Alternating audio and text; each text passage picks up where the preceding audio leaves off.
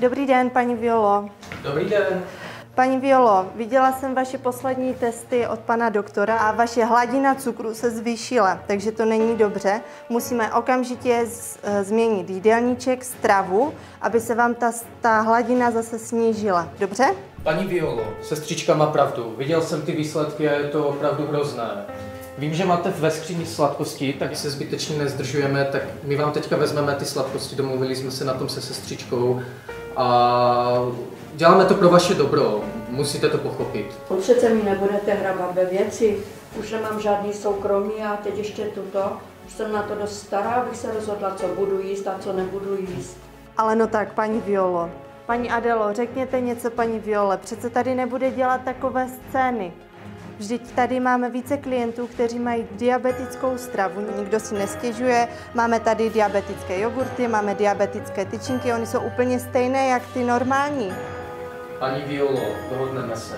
Já vám teďka vezmu ty sladkosti, ať se zbytečně nezdržujeme, a odpoledne zavolám dceři, aby vám donesla nějaké jiné, jo? A mimo jiné, už vám za chvilku stejně začínají dílny a víte, že terapeutky jsou protivné, když tam přijdete později. Dejte mi pokoj.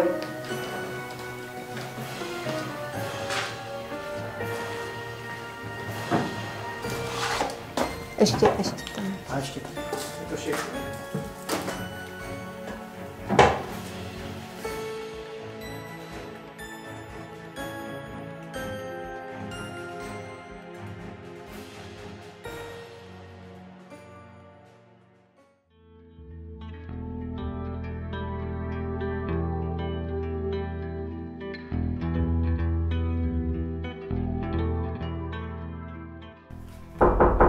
Dále.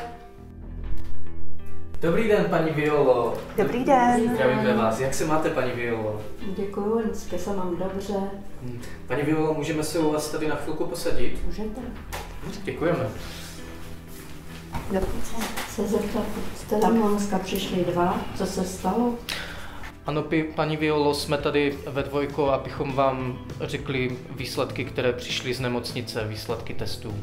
Paní Violo, mám tady s sebou vaše výsledky testů z poslední kontroly od pana doktora a musím říct, že vaše hladina cukru se zvýšila. A pan doktor právě říkal, že když změníme nějakým způsobem vaši stravu, tak se ty vaše výsledky můžou změnit, můžou se zlepšit. A proto jsme tady právě s panem Radkem přišli, aby jsme společně s vámi se dohodli nad nějakou variantou, co třeba změnit, aby se ty vaše výsledky nebo ta vaše hladina cukru snížila. A proto jsme za váma přišli tady s panem Radkem, aby jsme společně s váma dali hlavy dohromady a prostě něco společně vymysleli. Říkáte, hodně zvyšili? Něco pro to udělat? Víte přece, jak já mám to sladký hodně ráda. Je to moje poslední radost. Ostatní chutě já už ani necítím. Paní Violo, víme, že se ty hodnoty upraví, když přejdete na jinou stravu. U nás v kuchyni kuchařky dobře vaří, vidíte? Co kdybyste přešla na diabetickou stravu oproti té normální, kterou máte teď? Opravdu ty naše kuchařky vaří dobře a ten rozdíl ani nepoznáte. A taky vím, že ráda pijete sladkou kávu. Co kdybyste se jí zkusila osladit sladidlem? A například máme i různé diabetické tyčinky nebo jogurty a to všechno je hodně podobné tomu, co máte teďkom. Akorát je to přizpůsobené právě té vaší stravě, aby se vám zlepšila ta hladina cukru v krvi. Mně se to moc nelíbí. Vaří tady dobře, spoustu mých kamarádů má diabetickou stravu. Tu dietu bych snad vyměnila, ale to sladký to moc ne. Už jsem na to moc stará, abych něco zkoušela, nějaký nahrážky. Uvidíme, paní Violo. Tak zatím se domluvíme tak, že přijdete na tu diabetickou stravu. Těm sladkostem se ještě vrátíme odpoledne. Já za váma přijdu a vyzkoušíte nějaký ty diabetické alternativy, které budou v podstatě podobné těm sladkostem, které máte teďka ráda. A s vaším dovolením, já bych dneska zavolal dceři, abychom se s ní domluvili, ať vám donese nějaké jiné zásoby sladkostí, konkrétně těch diabetických. Zkusíme to takhle? Tak dobře, můžeme to zkusit, ale když to nepůjde, tak se na to vykašlu.